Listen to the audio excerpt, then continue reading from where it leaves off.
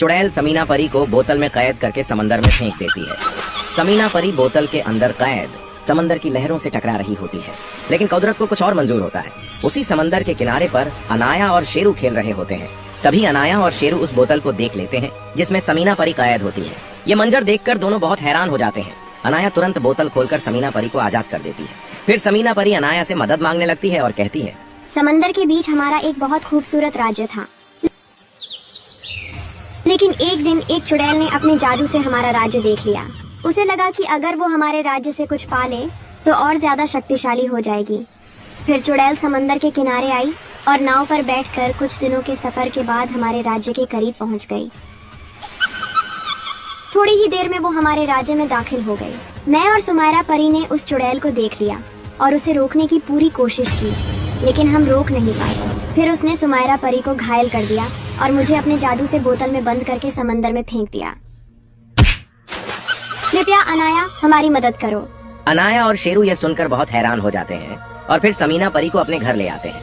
समीना परी अनाया को बताती है कि चुड़ैल को हराने का सिर्फ एक ही तरीका है, एक जादुई छड़ी जो इस नक्शे के मुताबिक समंदर के बीचों बीच छिपी हुई है। वहाँ एक राक्षस मॉन्स्टर भी है। दूसरी तरफ चुड़ैल के सामने जो भी परी आती है वो उसे खत्म कर देती है और महल की तरफ बढ़ रही होती है। अंदर जाते ही चुड़ैल रानी परी से कहती है, मुझे जादुई लॉकेट दो वरना मैं सब परियों को भस्म कर दूंगी। रानी परी लॉकेट नहीं देती तो चुड़ैल महल में सब परियों को अपने जादू से मार देती है। रानी परी लॉकेट को बचाने के लिए महल से तुरंत निकल जाती है और छत पर जाकर महल से छलांग लगा देती है। नीचे जोर से गिरती है। फिर किरण और इरम परी उसके पास आती हैं और उसे पकड़कर एक छोटे से घर ले जाती है। वहाँ एक बुजुर्ग औरत रानी परी की मरहम पट्टी करती है। फिर रानी परी जादुई लॉकेट निकालकर किरण परी को देती है और कहती है, तुम ये लॉकेट अनाया तक पहुंचाओ, वो और कोई नहीं मेरी बेटी है।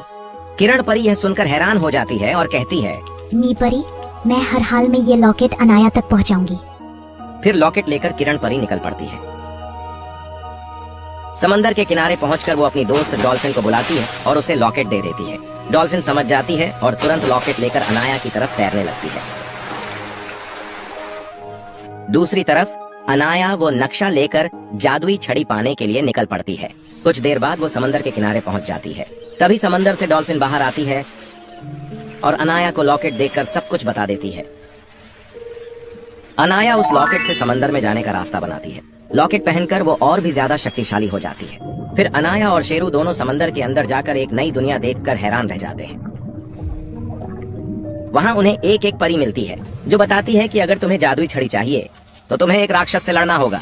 अनाया और शेरू दोनों आगे बढ़ते हैं और उस जगह पहुँचते हैं जहाँ एक बड़ा राक्षस छड़ी वाले बॉक्स के पास बैठा होता है। राक्षस अनाया को देखते ही बॉक्स छुपा देता है और उस पर हमला करता है, लेकिन अनाया जादुई लॉकेट से उस पर हमला करती है। राक्षस बॉक्स लेकर भागता है, लेकिन अनाया अपने जादू से उसे हरा देती है। बॉक्स खोलते ही अनाया जादुई छड़ी निकालती है और भी ज्यादा शक्तिशाली हो जाती है। छड़ी लेकर अनाया और शेरू वापस ऊपर आ जाते हैं। एक छोटी सी नाव पर बैठकर अनाया, शेरू और समीना परी राज्य की तरफ निकल पड़ते हैं। कुछ देर बाद वो किनारे तक पहुंच जाते हैं। रास्ते में उन्हें कुछ परियां जंगल में कैद दिखती हैं, जिन्हें अनाया जादू से आजाद कर देती है। आगे बढ़ते हुए कुछ और जानवर भी मिलते हैं जिन्हें चुड़ैल ने कैद किया होता है। अनाया सबको आजाद कर देती है। फिर अनाया उस घर तक पहुंचती है जहां रानी परी होती है। अंदर जाते ही रानी परी अनाया को देखकर बहुत खुश होती है और उसे जोर से गले लगा लेती है। दूसरी तरफ चुड़ैल काले जादू से परियां बनाती है और उन्हें लॉकेट ढूंढने भेज देती है। वो परियां लोगों के घर जला रही होती हैं, सब कुछ तबाह कर रही होती है। फिर अनाया आती है और अपनी जादुई छड़ी से सब परियों को खत्म कर देती है।